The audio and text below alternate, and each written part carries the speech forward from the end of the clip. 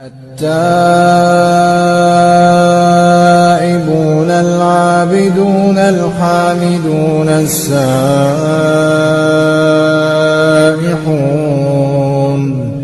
الراكعون الساجدون الآمرون بالمعروف والناهون عن المنكر والحافظون لحدود الله وبشر المؤمنين.